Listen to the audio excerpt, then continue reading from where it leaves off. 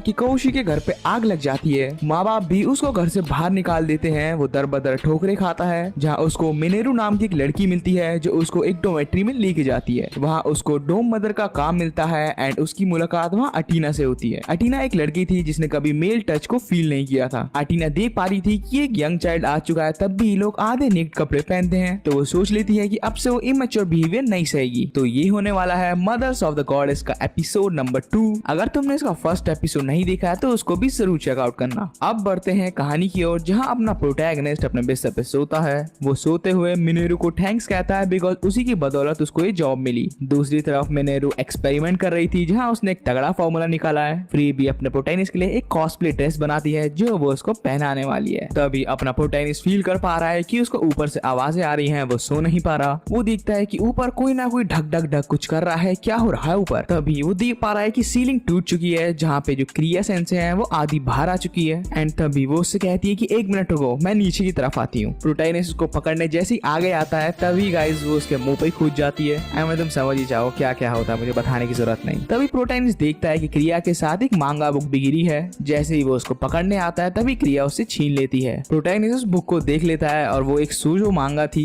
तभी प्रोटैगनिस्ट कहता है कि ओ तभी इसीलिए आप इतना कूद रही थी। तभी क्रिया अपने बैकग्राउंड फैमिली के बारे में बताती है, जहाँ वो कहती है कि उसके घर के पास वाले स्टूडियो में उसके पेरेंट्स मार्शल आर्ट स्कूल चलाते हैं, जहाँ वो लोग मार्शल आर्ट सिखाते हैं। एंड मैंने भी मार्शल आर्ट सीखा, मैं बचपन से ही अपने भाइयों के साथ ही पली बड़ी हूँ, लेकिन अपनी स्टडीज को ध्यान में रखते हुए वो इस डोमेट्री आ चुकी है एंड यहाँ की हर चीज उसके लिए एकदम न्यू है। जहाँ शोजो मांगा में जो स्टोरी थी उससे ये क्रिया अपने आप को रिलेट कर पा रही थी। फिर वो शोजो मांगा पढ़ती है, जहाँ गुस्से में काफी एक्साइटेड होके वो अपने प्रोटैगनिस्ट की दीवार पे मार देती है। और ये देख प्रोटैगनिस्ट सोचता है कि अच्छा यही कारण रहा होगा कि इसको इतनी एनर्जी है, इसने मेरा सीलिंग तोड़ा। एंड फिर तभी क्रिया अपने प्रोटैगनिस्ट से पूछती है कि आज रात में तुम्हारे साथ ही सो सकती हूँ। प्रोटैगनिस्ट काफी शॉक था एंड काफी शाय भी था because after all he is a boy boys. वो क्रिया को कहते हैं कि सोने में तो प्रॉब्लम नहीं है, लेकिन मैं एक लड़का हूँ। क्रिया कहती है कि तुम टेंशन मत लो, मैं भी अपने भाई के साथ सोती हूँ, मुझे आदत है। रात में अपना प्रोटैगनिस्ट सोने की कोशिश करता है, तभी ये क्रिया आती है। ये इसको उठाने की कोशिश करती है एंड इसको थोड़ा बहुत परेशान भी करती है। प्रोटैगनिस्ट इसको नजरअंदाज करता है, तभी ये अपना वो मार्शल आर्ट वाला मूव अपने प्रोटैगनिस्ट पे मारती है। एंड ये मूव मारते मारते उसको एकदम अलग फील आ जाती है, जहाँ पे प्रोटैगनिस्ट भी चिल्ला जाता है एंड टैप आउट कर देता है। ये हरकत करने के बाद क्रिया उससे माफी मांगती है, उसको सॉरी कहती है। वहीं प्रोटैगनिस्ट कहता है कि इसमें आपकी गलती नहीं है, आप काफी प्रिटी और यंग लेडी हैं, लेकिन प्लीज आप मेरे साथ मत सोइए, मैं काफी बुरा इंसान हूँ। एंड ये बोलता हुआ वहाँ से भाग जाता है। एंड भागते हुए वो उसी के कमरे में चला जाता है। क्रिया उसको कहती है कि उस जगह मत जाओ, वहाँ पे एक छेद रखा है। प्रोटैगनिस्ट कहता है कि वो एडजस्ट कर लेगा। जहाँ पे क्रिया जब सो रही थी उसको रियलाइज होती है प्रोटैगनिस्ट की बातें कि उसने उसको ब्यूटीफुल कहा। ये सोच के वो फील कर पा रही थी कि कहीं जो शोजो मांगा पड़ी है क्या उसकी लाइफ से रिलेट तो नहीं हो रही। एंड वो काफी एक्साइटेड हो चुकी थी। प्रोटैगनिस्ट मन ही मन ऊपर वाले कमरे में डर रहा था कि कहीं फिर से ये कुछ गड़बड़ ना करे। एंड ये सोचते हुए वो वहाँ सो जाता है। तभी रात को एक और लड़की आती है जिसका नाम था सरीना।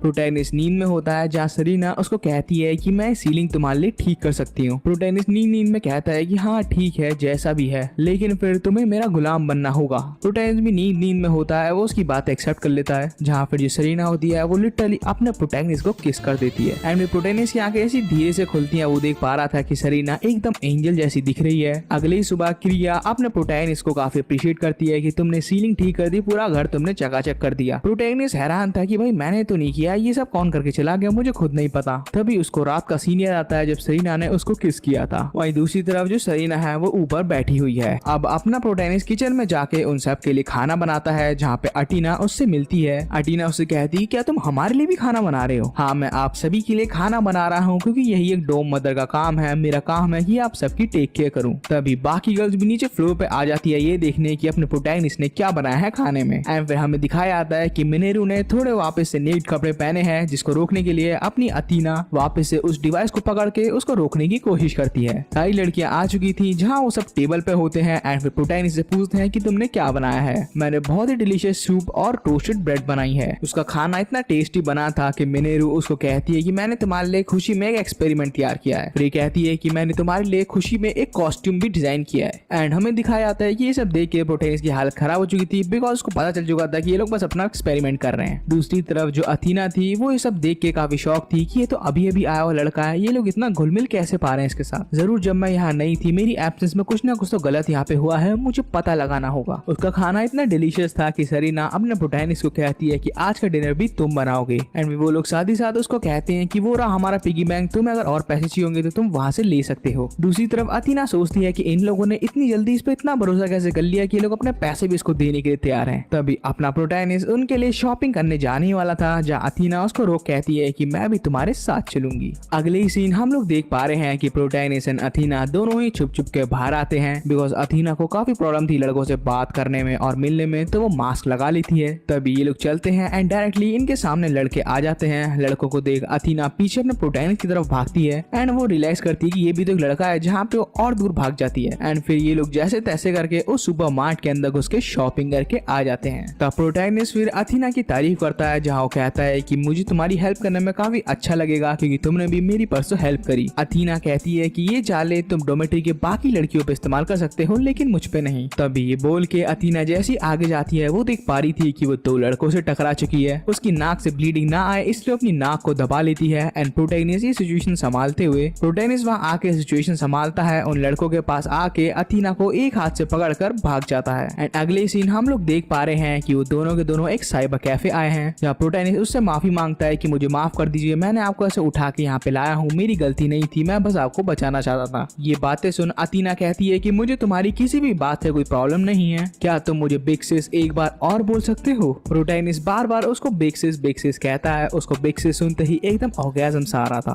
वो काफी खुश थी एंड अपने प्रोटैगनिस्ट के सर के ऊपर हाथ फेरती है, जहाँ जैसी वो खड़ी होती है उसकी स्कर्ट नीचे गिर जाती है एंड प्रोटैगनिस्ट ये सब देख लेता है। एंड फिर वो अपनी स्कर्ट संभालते संभालते इधर उधर गिर रही थी, जहाँ अपनी बॉडी पार्ट्स को प्रोटैगनिस्ट के मुंह पे मारती है। लास्ट में जैसी कपड़े पहन के गिरती है वो देख पा रही थी कि वापस से अपने प्रोटैगनिस्ट के मुंह पे आ गई। ये लोग फिर घर के रास्ते जाते हैं एंड फिर अपना प्रोटैगनिस्ट वापस से इससे माफी मांगता है। अगले सीन ये सब के सब मिलके टेबल में डिनर करते हैं। फ्रे एंड मिनेरू ये दोनों के दोनों वापस से वही हरकतें करना शुरू कर देते हैं, जिसे देख अथीना काफी एंग्री होती है एंड वापस अपना हथियार निकाल लेती है। वो अपने प्रोटैगनिस्ट को कहती है कि आज से ये मेरे साथ है एंड मैं इसकी बिग सिस्टर हूँ। एंड फिर ये सब देख सारी लड़कियां फिर उसके पास आ जाती हैं एंड कहती है हमें भी बिग सिस बोलो, हमें भी बिग सिस बोलो। तो दोस्तों इसी के साथ हमारे मदर ऑफ द गॉडेस का एपिसोड नंबर 2 का हिंदी स्पेन यही खत्म होता है। एंड गाइस प्लेलिस्ट बना रखी है तो वहां से एपिसोड 1 भी देख सकते हो। एंड अगर ऑनेस्टली बताऊं तो अगर इस एपिसोड नंबर 1 एंड 2 में उतना सपोर्ट या प्यार नहीं मिलता है तो यार अनफॉर्चुनेटली इसको छोड़ना होगा। बाकी कमेंट्स में बताओ कि मुझे कौन सा नेक्स्ट एनीमे एक्सप्लेन करना चाहिए अकॉर्डिंग टू यू। बाकी ऐसे और एनीमे एक्सप्लेन के लिए मेरे चैनल को सब्सक्राइब कर सकते हो, बेल आइकन भी प्रेस कर देना लेटेस्ट अपडेट्स के लिए। इंस्टा पर तो मुझे फॉलो कर सकते हो, डिस्क्रिप्शन बॉक्स में लिंक रहेगा, जाके मुझे फॉलो जरूर करना।